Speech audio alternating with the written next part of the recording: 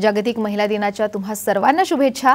मानवी इतिहासात स्त्रियांना अनन्यसाधारण महत्त्व आहे। या स्त्री शक्तीचं दर्शन अनेक रूपात आपण पाहत आलोय। सकाळ माध्यम समूह आणि साम टीव्हीने सुरू केलेल्या तनिष्का स्त्री प्रतिष्ठा अभियानातून स्त्री शक्तीचं दर्शन घडत असतं। तनिष्का स्त्री प्रतिष्ठा अभियान अशा सर्व स्त्रियांसाठी नवं आकाश घेऊन आलंय।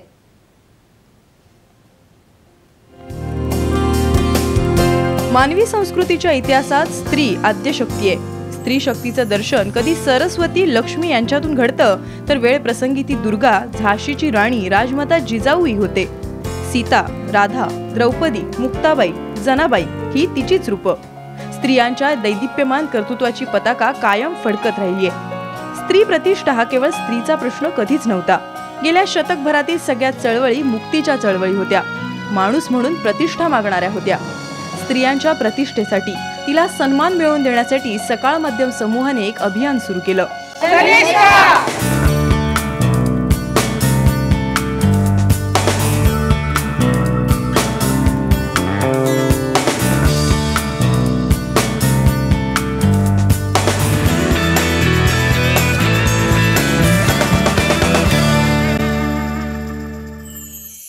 स्त्री आत्मविश्वासाने घराबाहेर पडू लागली। ती संसारासाठी नोकरी करते आणि स्वतंत्र व्यवसायही करते। बोर्डरूमच्या निर्णयातही तिचा सहभाग असतो। वेळ प्रसंगी ती रस्त्यावर उतरून आंदोलन करते। वैमानिक होऊन गगनात मुक्त संचारही करते। कवितेतून सखींना बोलतं करते। तरी तिची स्वातंत्र्याची ओढ कायम आहे।